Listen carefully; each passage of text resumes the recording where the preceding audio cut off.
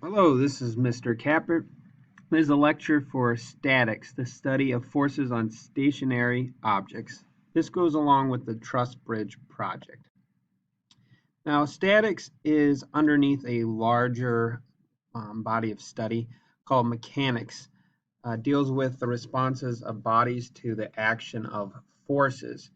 There's going to be four different divisions, though. Statics is if the bodies are either um, not in motion, stationary, or are under uniform motion, meaning they're not accelerating. And they are stationary because the forces are balanced that are acting on it. The other branch is dynamics. That's when you study forces and they are in motion. The body is in motion. In both statics and dynamics, you assume that the body is rigid. It's not deforming. Now, in strength of materials, you're still studying forces on bodies, but the bodies are no longer rigid. You're studying how they deform, how they bend, how they break. Fluid dynamics is similar to dynamics, except for it's specific to fluid flow, such as the effect of water on a pylon and a bridge. Air along a airplane, for instance, is fluid dynamics.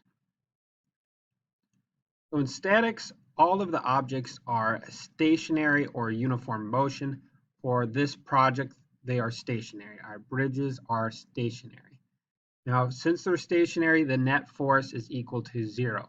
So if you take the mass times acceleration, it will equal zero because the acceleration is zero. So the forces cancel out, and you have what it's called a state of static equilibrium. The Statue of Liberty here is an example. If you drew a free body diagram, you would have the Statue of Liberty as a box. It's hard to draw, so just make it a box. You have the weight of the statue, and then you have the normal force, the force provided by the ground to hold it up. They are the same. They balance out, thus the Statue of Liberty is stationary. Now, I'm going to have you guys use equations to find this, such as this one here. It seems like a little bit of overkill. It should be common sense and very easy. But once again, I'm giving you guys a very easy example in order to learn the process. I don't want to give you the most complex problem ever in order to learn a process. So how I did this, how you do this in your head, is the sum of the forces in the y direction. This symbol means summation. So summation means add up. Add up all the forces in the y direction. That's why this says F of y. So we have two forces in the y direction. The weight of the statue, add that with the normal force holding it up. And so the weight actually is in a negative direction, which we'll talk about, and the normal force is in a positive direction, equal to zero because it's unmoving.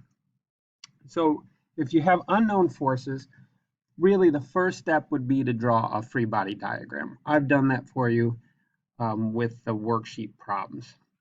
You then need to define the positive x and y directions.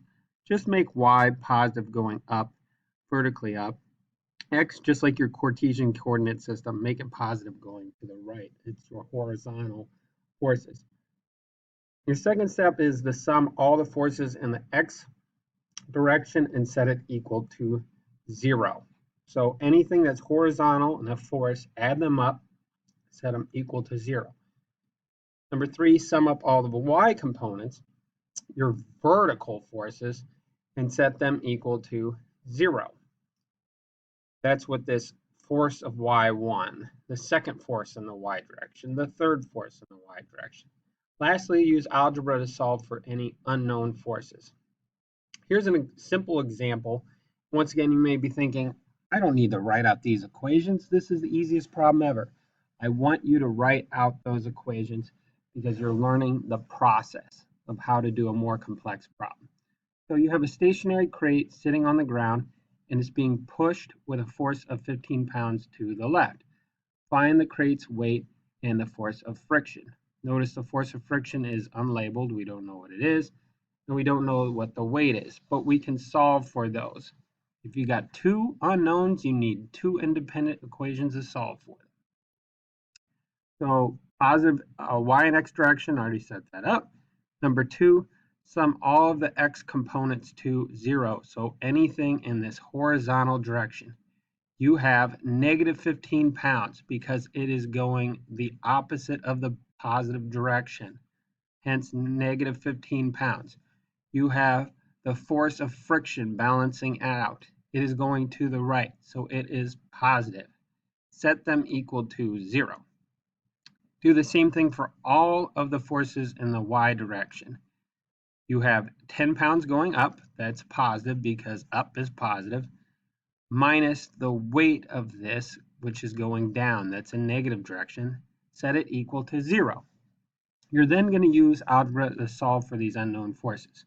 So the force of friction can be used solved through this equation here. If you add 15 pounds to the left and the right, you get force of friction is 15 pounds. Makes sense. We could have done that without the equations. Yes, I know that.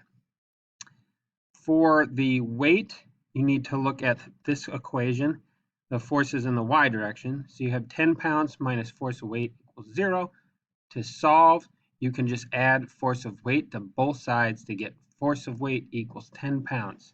It has a weight of 10 pounds.